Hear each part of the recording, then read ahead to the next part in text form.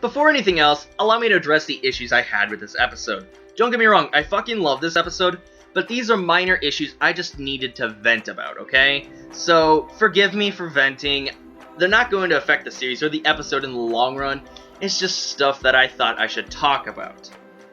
First and foremost, Mineta. Guys, I'm an anime only. I haven't read the manga, I don't know how he develops later on. We only have one season as of it now. We have no confirmation of a season 2, and I've refrained from any spoilers possible of the next couple of arcs after the anime where it's going to finish off. In this episode, he wasn't funny. Okay, correction, there was a couple times where he was funny, but for the most part, he was annoying as hell. He really got on my nerves. He's supposed to be a comedic relief character from what I assume, since we've seen him so many times and how he's acted. He doesn't even have a quirk that's fit for combat or for battle. And I really wonder how the fuck he got into UA when, like, 1 in every 300 people actually get in. Maybe he used his sticky hairball whatever things to immobilize and then hit them with a stick, the robots and everything, but Jesus fucking Christ. I don't blame him. He was terrified. All the students are scared and everything. They're fighting real villains who aren't afraid to kill people, aren't afraid to torture, but the way he was acting, it got really on my fucking nerves. He gave up. He wanted to sit there and do nothing until actual pro heroes come and save them. He did redeem himself a little bit towards the end and everything when, after he saw how Midoriya, or Deku, whatever you want to call him, was shaking with fear even when he went to go and attack the villains and everything to continue their plan, just so they could escape from there, clear the first hurdle, as Sue put it. He grew some balls, so to say, and threw those balls. But for the most part, he was fucking annoying, okay? Now, on to my second issue. The continuity of this episode. We go from really fucking badass serious moments and everything to suddenly light-hearted, interrupted moments where All Might is at UA and everything. And we get to see the principal, who is a close friend of his and everything. Principal Nezu or whatever, and I don't even know what the fuck that thing is. It's a bear? Is it a mouse? We don't even know. He doesn't even know and everything. He's just the principal. But the way it felt, it was so fucking jarring, just switching from all of this serious stuff to suddenly going to this and then switching back. I would have preferred maybe if it was all serious, or that part was at the beginning or somewhere towards the end and everything, and not as long. It was really fucking jarring, but I really did enjoy the episode. Now, my last issue. Real villains would not wait for their enemies, for heroes, to strategize. They would not wait patiently. You had all of these people around the shipwrecked boat and everything where Mineta, Deku, and Sue were on and everything, and they're just waiting patiently and all that. Villains would never do that in real life. It's a minor issue. All of these are minor issues, and even how, like, all the heroes and everything, when they were fighting the smoke guy, like with 13 and all that, and they're discussing their plans out loud, he points out, what kind of fools talk about their plans out loud? What the fuck? Alright. Issue's over. I apologize if I offended some of you, but it's just my personal opinion. I needed to vent a little bit, so thank you all so much for listening on that. Now, getting into the actual episode, holy goddamn fuck. English, first of all, but if this was any indicator of how good the arc is going to be that's going to carry us to the end, I'm fucking hyped. The way Aizawa fought, he had his goggles on so they couldn't look where and at whose quirk he was erasing and everything, and he's skilled in close combat. He can take on a group and kick so much fucking ass. Of course, these are regular villains. They're not like pro villains and everything. They're not the bosses. Like, before I even get into those guys, the mass villains were getting the shit kicked out of them by Aizawa. Holy fuck, the animation. I was not expecting that. I wasn't expecting him to go in and go ham and everything right off the bat. I fucking loved that. And these villains are all part of something called the League of Villains, with presumably the hands guy, that weird dude with the brain exposed, and the smoke guy are the leaders of. Unless maybe they're still subordinates, but I'm assuming the hand guy is the leader. Which is a scary thought, because I'm assuming his quirk is disintegration, but we don't know that brain exposed guy's quirk, and we know kind of that the smoke guy, the bartender, shadow, flame, purple flame dude, has some sort of teleportation, warp, or space manipulation quirk, which allows him to send people here, to point A to point B and everything. And he scatters all of Class 1A.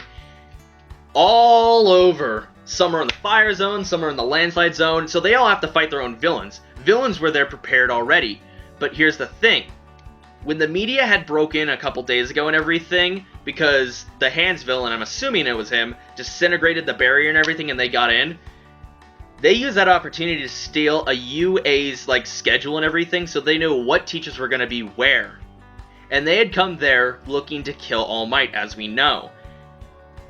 And the scary thing they said was, which was it sent fucking chills down my spine, is maybe he'll come if we kill a couple children first. They have some way, they wouldn't be attacking this hard and everything if they didn't have a way to kill All Might. How would All Might's body hold up if he got touched, I'm assuming it's by touch and everything, by the Hands guy? Maybe the Hands guy is their trump card and everything. I don't know, that dude with the brain exposed and everything, we don't even know his quirk, so we don't know how strong he is, but he's obviously levels above the mass villains and everything that are getting the shit kicked out of them by Aizawa. So, speaking of the villains, I gotta give mad props to Studio Bones and the mangaka and everything for creating such villainous villains. They look so villainous, it's surprising. They're scary, they're terrifying. Each of them send chills down my spine every time we see them. I'm scared. I myself, in real life, in my safe area and everything, are scared of them and the capabilities that they could bring about all the chaos and destruction. Especially the dude with the brain exposed. Oh my god. If anything, he's the scariest among them, with the Hands villain ranking second, and then the purple flame smoke dude and everything who scattered Class 1A is third. They're terrifying. Now, I do gotta say, I love the focus on fear and everything in this episode. How these are newbies. They have barely any experience in a fight and everything. Class 1A has pretty much zero battle experience with real villains. And they have to fight their own battles. They have to fight through fear. Deku's afraid, Mineta's afraid.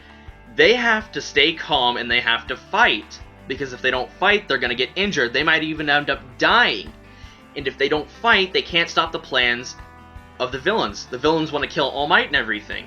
And Deku especially wants to stop those plans. Fighting through fear is one of the qualities it takes to be a true hero. Not being scared stiff, not giving up, but fighting through the fear that overwhelms you. You have to think rationally, don't let it consume you.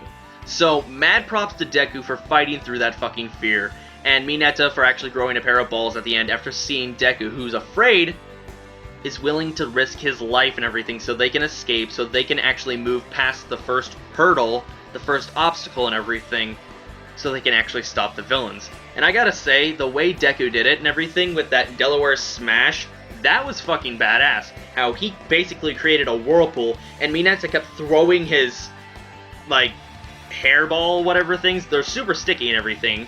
He kept throwing them into the water, so all the villains in the water got stuck together, and then they shot out.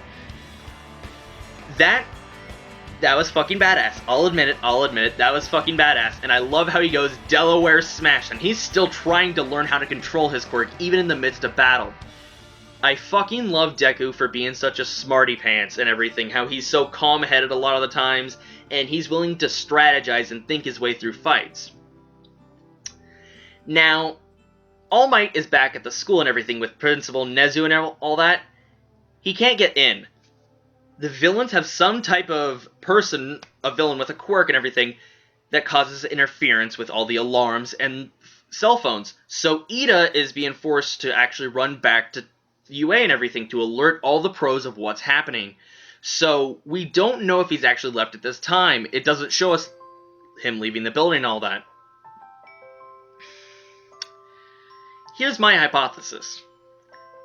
All Might doesn't show up next episode either, because he barely can maintain his form as it is. He did too much hearing on the way, and his timer has gotten a lot. His time limit has shrunk. It's shrunk drastically, ever since exerting himself back in like episode 2 for Deku and Ka-chan and everything.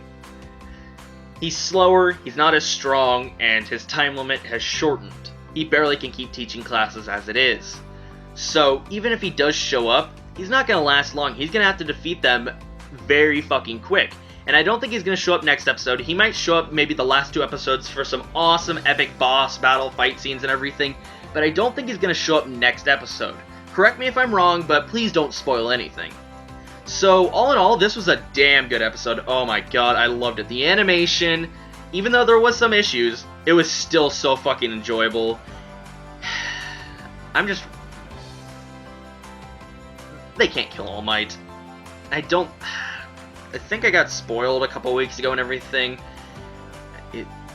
Is he still alive in the manga past this? Let me know. Is this whole final arc gonna be these last couple of episodes that are gonna take us to episode 13 and end it off? Are you hoping for a season 2 announcement right away at the very end of the episode of episode 13? Let me know down in the comments. Like and subscribe if you're new. This is Alex Nation here, signing off. So have a good day, watch lots of anime, read lots of manga. Thank you all so much for watching, it's very much appreciated. Have a good one. Bye-bye, guys.